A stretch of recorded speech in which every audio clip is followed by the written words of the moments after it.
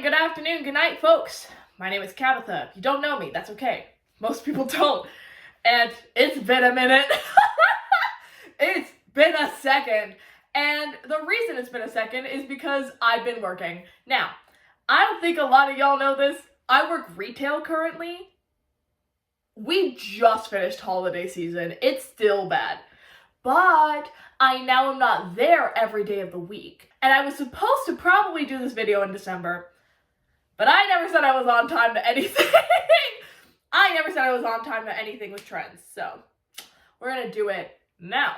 And that is ranking my books from last year. I read a total of 54 books last year. My original goal was 20, so I say I did pretty good.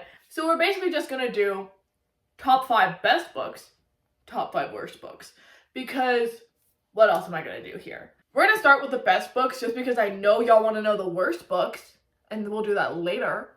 But we're gonna go from least best to most best, I guess. These are all great books, these are all 5 stars, this is just my personal preference. Also, later in the video, if I yuck your yum, we have different opinions. It's okay. You can love a book that I don't like, and you can hate a book that I like. That's okay. Just be nice. Just be nice. Let us begin. My number 5 book is Remarkably Bright Creatures by Shelby and Pelt. This book is so good. I recommended this book to my sister, who then recommended it to my mom, and my sister ranked it her best book of last year. It's very sweet. This book is about an older woman who takes up a retirement job as a janitor in an aquarium and then makes friends with a giant octopus that's orange. And it sounds crazy, but it's not. It's a novel that talks a lot about grief, but it's not super heavy, which I appreciate. For me, I tend not to read novels that are very light and fun because I'm a depressing and sad person. I found this book from an online book club that I was doing, which I don't participate in anymore. I got busy, but I'm glad I found this book because I needed it at the time. And it's just a very sweet novel. I genuinely recommend this book to anyone I meet. It's also hardback. It's a multiple perspective novel, which is nice. I like that kind of stuff. It's really easy to differentiate who is talking, which is cool. I love the use of her different voices and how they connect with one another. And the octopus has perspectives. Like, the giant octopus has a perspective in the novel. And you can tell because they have octopus pages. Isn't that fun? It's so fun! This book didn't even win in the book brackets that I do for this month, just because it was a really good month. But I ended up not picking the book that I put in that place. I still think it was the best book of that month, but I think this was one of my best books of the entire year, if that makes any sense. Next, we're gonna have Notes on an Execution by Danya Kukafka. This is also a multi-POV novel. I do love the multi-POVs, I'm not gonna lie. So this book is about a death row inmate who killed 3 girls. And so we get his perspective. But we also get the other perspectives in this novel, which are the female detective who grew up with him working on the case. And then we get his mom who abandoned him at a young age because she was dealing with a lot of horrible stuff. And then we also have one of the victim's twin sisters that he knew very well. And it talks about how complex their emotions are when dealing with this case and dealing with him as a violent person.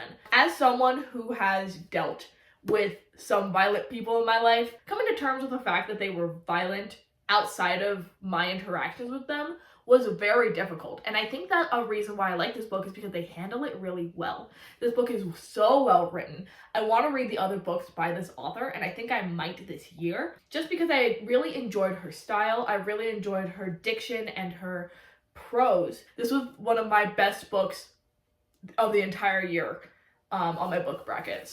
And it's well deserved. It's a well written novel, and I really think it deserves its flowers. Moving on! We're gonna have Babel by R.F. Kuang. This was also a book I read as a part of that book club that I'm no longer in. Look, I just got busy! The thing about that book club is it was either hits or misses. There was no in between. So it was really hard for me to stay in that book club, but I had been wanting to read Babel for a while and I just hadn't. And here's the thing about Babel. It's huge. Look at how big that is! I barely know how to read. I'm illiterate. And it's also hardback. People love this book for good reason. It's really good. For y'all that don't know, this book is about a Chinese orphan who was adopted by like this English professor, and he was bred from a young age to learn languages, to speak languages, so that he could get into this fantasy version of Oxford where they have the Tower of Babel, where they make magic and like linguistic stuff. I'm doing so bad at explaining this, but it's okay. People have full good explanations eventually, but like it's not me. Going back to the plot, I guess we can go back to what actually happens in this novel. He gets into the program, the Babel program, and he meets people who have also been in similar situations to him, and it's a lot about their friendship and how intersectionality is important and colonialization is like a big problem, right? This isn't set in 1892, and I don't really read historical fantasy at all. This was a genre break for me, but I thoroughly enjoyed it because here's my thing about fantasy. I always feel stupid. I never know what's going on. I never understand the world. I don't get it. The thing about this novel is that it doesn't make you feel stupid. I was really nervous going into it that since it was talking about linguistics, which I don't really know a lot about, it's historical fantasy and it's magical realism, I was nervous that I was just going to be lost and confused the whole time, especially in a book this girthy. But there is an aspect of Kuang's writing style that really helps you out. There's also footnotes. I don't know if y'all can see amidst all my highlighting that there are footnotes. And the nice thing about the footnotes is that they not only help explain like the linguistic contexts, the historical references, it also helps explain the world a little bit so that we're not going in completely blind and just have to accept what characters are saying. And I thoroughly enjoy the footnotes. It really helped me when I was reading. This book is also just heartbreaking. It is like 500 something pages talking about how bad colonialization is, how it's a train that can't be stopped, and I'm not going to spoil the ending for you, but it's very obvious how this book is going to end. When I saw people reading this online, people were like crying and being like, this book is so sad. I'm like, but everything that makes it sad was kind of expected. I enjoyed it. I don't know what else to say. I'm gonna move on. Next, we have the book that almost won Best Book of the Year, Under the Whispering Door by TJ Klune. I read this book in January, and I still remember all of it. I love TJ Klune. I'm a TJ Klune girly, okay? I really enjoy his style. I really enjoy his wit, his humor. But let's talk about the plot, because y'all don't know what this book is about, and that's okay. Wallace, the main character of this book, dies, and the Reaper comes to collect him to take him to like a midway house between like life and death called Karen's Crossing? Karen's Crossing? Karen's? I don't know what the Karen's? Karen's? Charon's? I don't know. Put the word on the screen. But basically he goes to Crossing, which is like a tea shop. And it's run by this man named Hugo who can see the dead. Of course. Basically, Wallace is having a hard time accepting that, one, he died, but two, that was his life. So he ends up staying there for a little longer than he's supposed to. And that's where all the drama and juice happens. The thing about TJ Klune is that he is so funny. It is British humor, but it's so dry, it's witty, it's exactly what you need. And the thing is about this book is that it's a feel-good book. It's a feel-good book. It makes you feel all warm and toasty. I loved the characters in this book. I still think about some of the characters, I'm not gonna lie. And it's technically a romance book, but it's a gay romance book. When TJ Klune does do romance, he does it really well, especially gay romance. I cried when reading this. I'm not even gonna lie, I cried while reading this. And it's because at the end, I wasn't ready to let go of these characters. I wasn't ready to let go of the story. And I was just very emotional about it. Here's the thing. It's like, a book can make me cry, and it can also not be good. You know what I mean? Like, I have books this year that I cried over that I'm like, why am I crying? But this is one of the cases where I cried because I was so emotionally invested and I wasn't ready to let it go. I still think about this book and the characters all the time. Next, we have our final book of the year. This is my best book of the year. And it's The Midnight Library by Matt Haig. Of course it's The Midnight Library by Matt Haig. Of course it is. On my last video that I did, which if you haven't seen it, it's fine. I was doing this thing where I was trying to read books solely on my Kindle, and I ended up breaking it at the end because I was like, I just wanted physical books so bad, and I finished that book by the time I did like my final little recording segment. And this was that book. Because I devoured this book. It was so good. Talking to other people in my real life about this book, people were saying that it's very like existential crisis-y, and that just wasn't it for me. But let's talk about why. Let me give you the plot. I keep forgetting to give you all the plot. Whoops. Nora, the main character, dies. Wow. Wow. Wow. Wow. Oh my god, just so many of my books, my favorite books of this year have to deal with the main character dying. She attempts to die. I'm just realizing how similar this book and Under the Whispering Door are.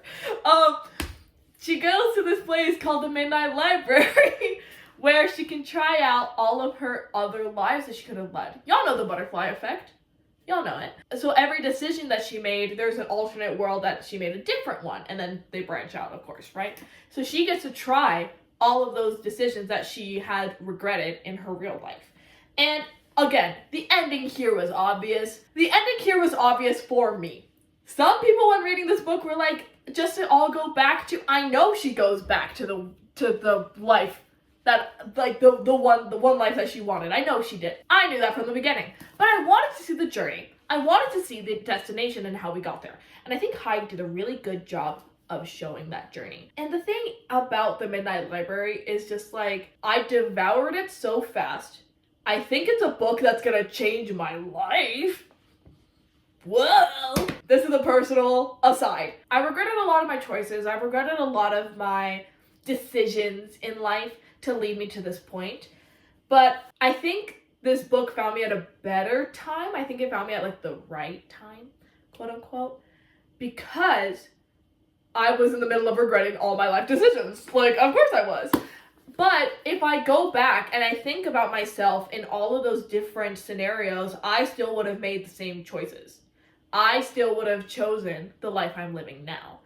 And that's just something that is very personal to me.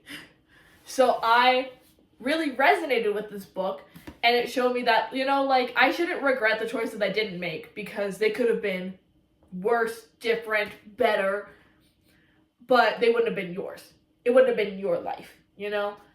And so this book really resonated with me. It made me feel better. But some people had a very big existential, like, moment with this book, being like, oh, it's making me regret all of my decisions more now. And I can see how that parallels. I did devour this book. And so it became my favorite book of the year. And it was my favorite book with minimal contest. But I do think it was truly this book. Now, we're gonna get into the worst books of the year, which is why y'all are here. I know that's why y'all are here, because y'all are nosy. Let's get into the top 5 worst books of the year. Now, we're going in least egregious to most, okay? And that starts with A Certain Hunger by Chelsea G. Summers. Here's the thing about this book. I chose this book for my book club. I also picked Notes on an Execution for my book club. This is my first bad book for a book club that I picked. Not to brag or anything.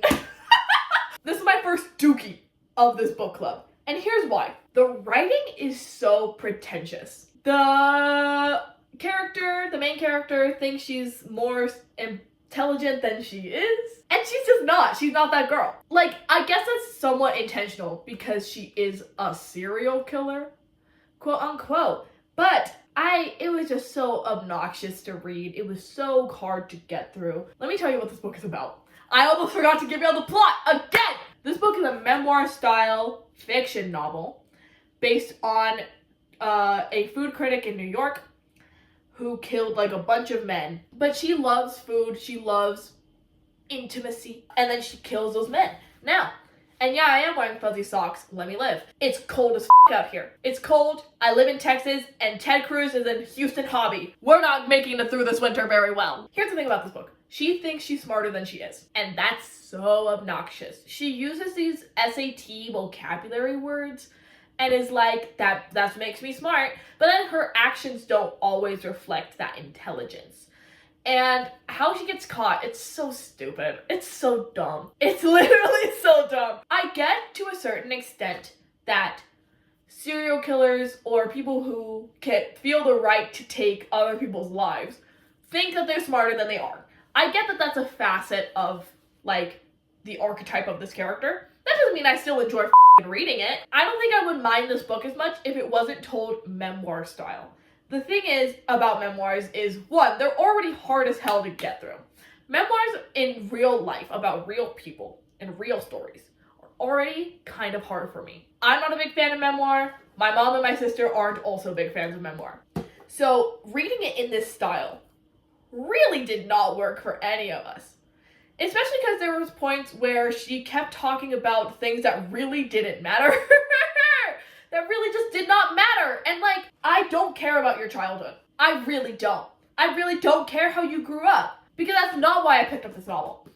But because it's told memoir style, you have to give that context. This book was originally a 2-star for me. I demoted it to a 1-star at the end. The last chapter is so stupid.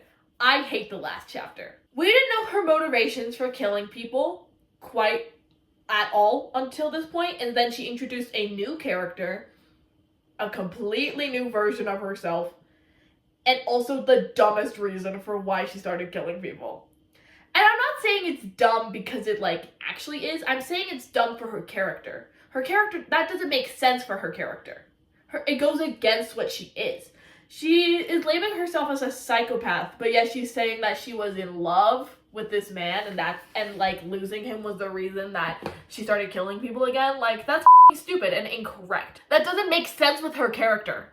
And I get that it is because it's the published version. It doesn't make sense. It doesn't make any lick of sense. But not the reason why I demoted it. The reason I demoted it is because in the last chapter, she talks for 1.5 pages about sucking toes. I hate feet so bad.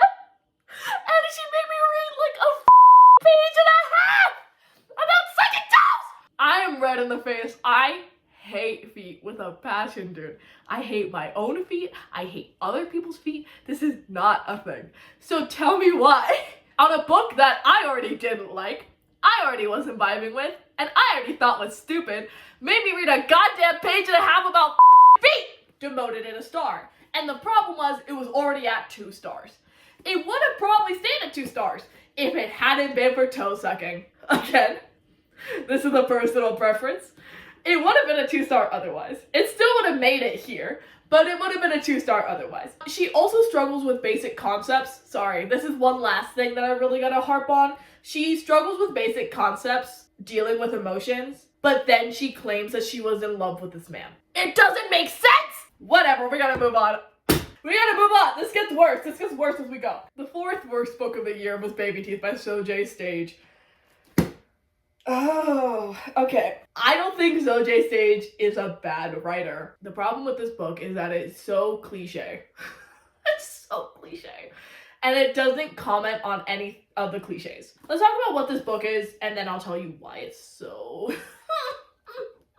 not good. This book is about a mother and a daughter. It's a dual perspective novel. The mother is a struggling mom who hates her child. And the daughter is a sociopath. That's it. Gave it the whole book. And that. You can read the whole back. And that's the entire novel. Because it doesn't comment on mental illness in children. It doesn't comment on the struggle of being a mother when you didn't really want to be a mom. It doesn't comment on their relationship or the violent acts that the daughter is doing towards the mother. It just is. And here's the thing. I was trying so hard when I was reading this book to make it more interesting than it is. So I was trying to be like, well, maybe the daughter is just mute and can't communicate her needs. And the mother is taking that in like a very aggressive manner. Because we don't know that she's a psychopath until a little later. But she just doesn't talk in the beginning. And I was like, maybe it's just like commentary on children with mental illnesses and how, you know, if you're not ready to be a parent of a child with mental illness, you're not going to handle that well. Like, I was just trying to make it more interesting. I was trying to subvert the cliche, but they didn't. Neither one of these parents should have been parents, including the dad. Also, the dad's main personality is that he's Swedish. His entire thing is just like, I'm Swedish. That's it. The mother is so jealous of their child and the love and attention that the father is putting on the child. I'm like, wow, Freud would have loved this family. And the father ends up being like, well, I missed you so much and I couldn't be a good partner to you because of the child. And, you know, like, I didn't like her either. And so they sent her away to like a boarding school at the end. I don't give a I'm spoiling this one. They sent her away to a boarding school at the end and they're both genuinely happy. You're bad parents. You're bad parents. You shouldn't be parents. Oh. One of the main reasons why she didn't like, I read this book in February, sorry. One of the main reasons why the mom doesn't like the daughter is because she acts like her. Hannah is the daughter while Suzette's the mom, okay? Names. Hannah will display a behavior and then Suzette will literally curse and yell at her. And then immediately in the next chapter, she'll go, I remember when I did that. Then why? Why are you acting like this? This wasn't the worst book of the month, because we'll get to the worst book of that month. February was a bad month for me. And I wish it subverted any expectations, but it just doesn't. You can read the back, and it's the entire novel. Did I tell you what this book was about? Kind of. Whatever. Next, we have Bottom Secrets of Rosewood by Mary Kendall. Okay, before we start this one. I read this as a part of my family book club. Let me tell you this. I did not pick this book. This was a recommendation from my aunt. If you see this, girl, what is this? But this is a small author. Like, this is a small author. This isn't someone who got published to like a big house. And I don't want to yuck your yum. However, this book was very bad. And so I'm going to tell you something right now. If you are Mary Kendall, or if you're friends of Mary Kendall, or if you're a fan of Mary Kendall, don't watch this. Skip ahead or don't watch this section. It is published under a publishing house, but from what I've seen, it's like a small publishing house. It's not something that is huge. And so we need to take that into account when talking about this book. Great. This book was genuine horse. Here's the thing. I was reading this and I was like, I hate the main character. None of these characters are interesting. This plot isn't interesting. And it's written very poorly.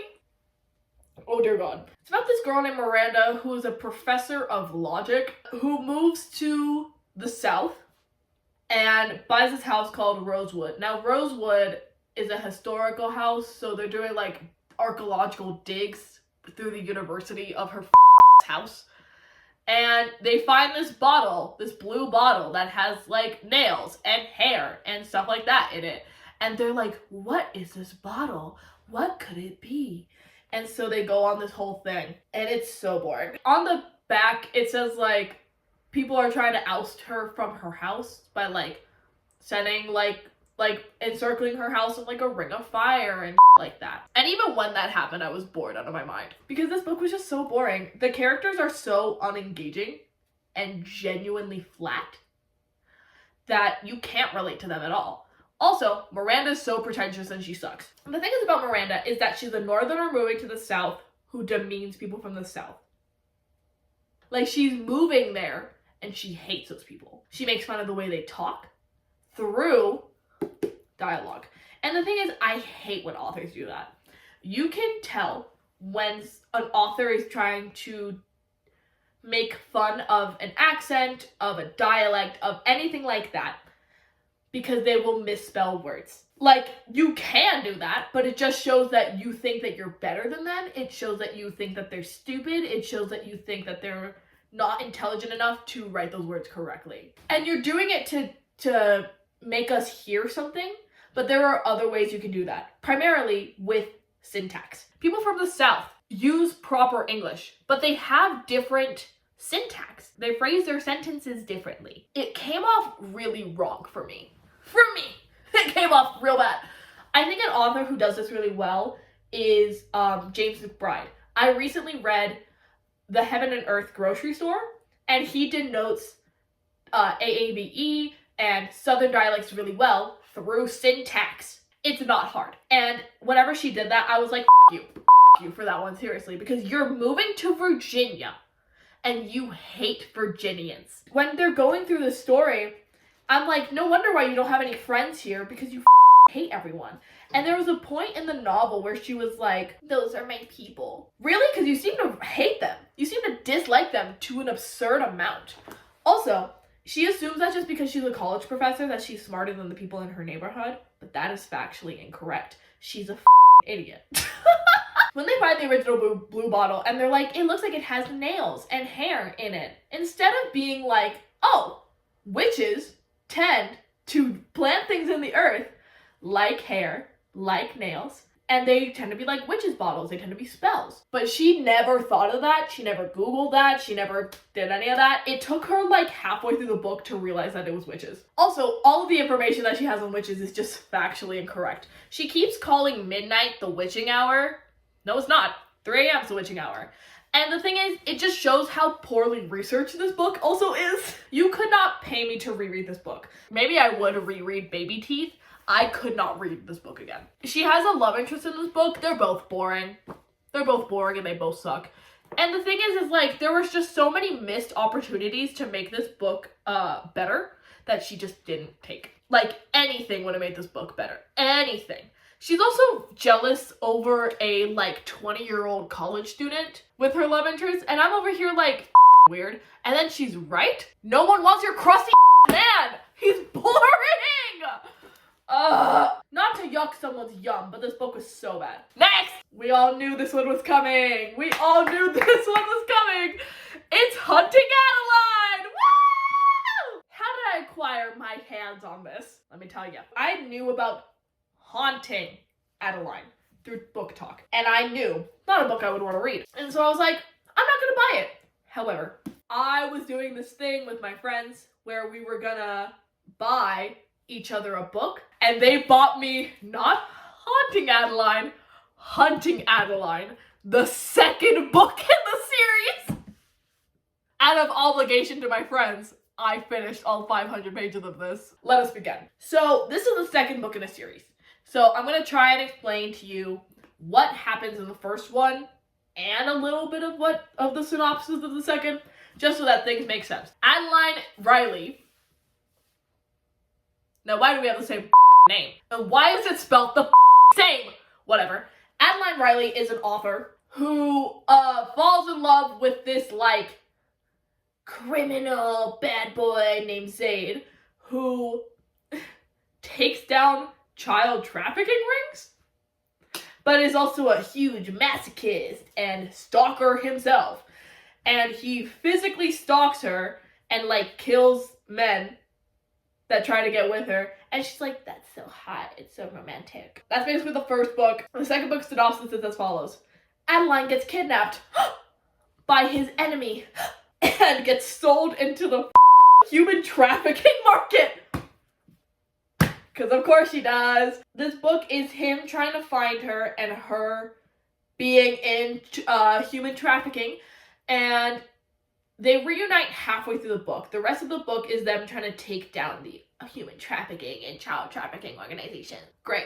Let's just talk about how graphic this book is, how graphic both books are. Especially in the first half of this book.